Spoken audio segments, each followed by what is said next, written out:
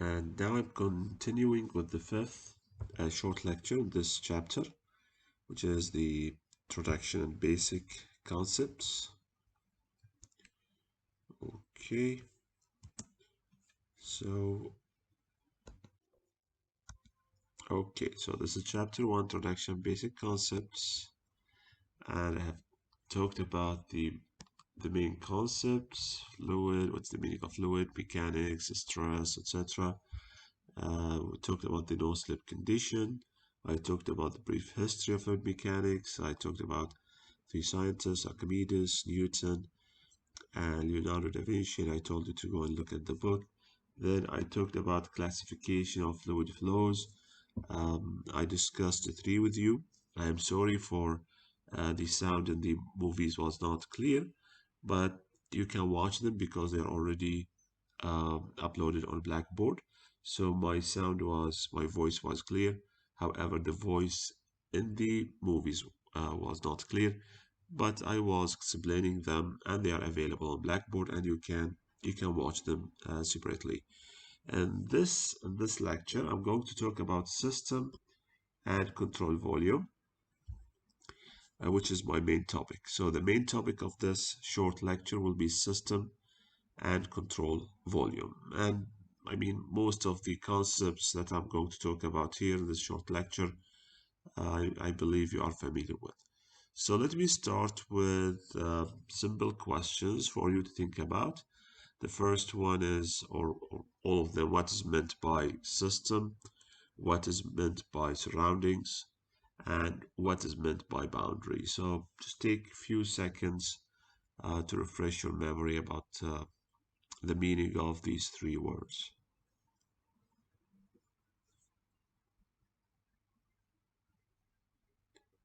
Okay, so you know that a system is defined as a quantity of matter or region in space chosen for study. So you can see this potato-shaped thing.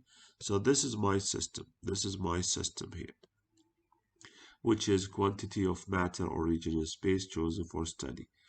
And then the mass or region outside the system is called the surroundings. So the surroundings is everything outside my system, affecting my system. They are called surroundings. And then the last thing is the real or imaginary surface. So this surface here, which is called the boundary, can be real or imaginary, حقيقي أو تخيلي. The real or imaginary surface that separates the system from the surrounding is called the boundary. So I have system, I have surroundings, and whatever separates the system from the surroundings is called the boundary, and the boundary can be imaginary or real, حقيقي أو تخيلي.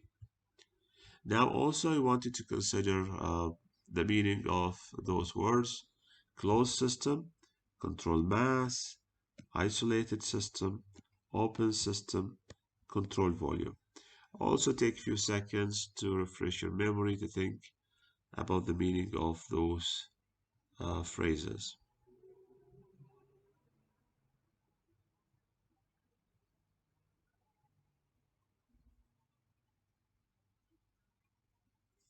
Okay, so let me ask you this question. Is this a closed or open system? I mean, the thing that you see here. I mean, these two systems, if you will consider them. So is this a closed or open system? Is this a closed or open system? So can you point to a fixed boundary? So we have boundaries, we said before, they can be real or imaginary.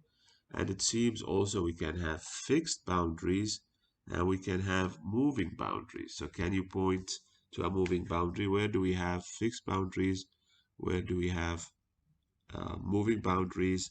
And is this a moving is this a closed or open system? Okay, so as you can see, this is called fixed boundary. It is not moving. So all of those are called fixed boundaries. They are not moving. However, this boundary here, it was here, then it expanded. So now this is considered a moving boundary. Okay, this is a moving boundary. So the boundary of a system can be fixed or movable. Systems may be considered to be closed or open. So I can have closed systems or open system. So what's the difference between closed systems or open systems? So a closed system consists of a fixed amount of mass, and no mass can cross its boundary. And also it is non-control mass. So control mass is the same as closed system. So control mass and a closed system are the same, and they're defined as, a system that contain a fixed amount of mass and no mass can cross its boundary. So this is an example of closed system. Mass cannot go in or out.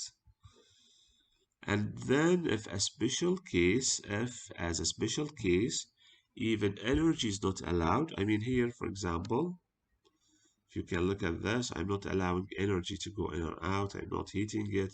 It is well insulated, معزول. Then this system is called an isolated system. So closed system means no mass in and out. Isolated system means no mass and no energy in and out. Cannot go in or out, which is for energy and mass. This is called isolated. Okay, معزول. On the other hand, we can have an open system, and an open system is also called control volume. So control volume, open system means the same thing. So an open system, or a control volume as it is often called, is a selected region in a space. So this is an example of an open system, as you can see. So this is a nozzle. The fluid is going in and going out. And we can have real boundary. So this is a real boundary, as you can see, or we can have imaginary boundary. I'm imagining that there's a boundary because I want to study what is happening here. The same thing happens in this case. I have a piston and cylinder. So I have the mass is going in. So this is an open system. And I am defining this as my control volume. I can have this piston as my moving boundary. And the other limits, this here is considered as a fixed boundary. So now I talked about different types of boundaries: real, imaginary, fixed, and moving. So the control volume, it usually encloses a device that involves mass flow such as compressor, turbine, or nozzle. So this is an example of an open system. This is another example of an open system, okay?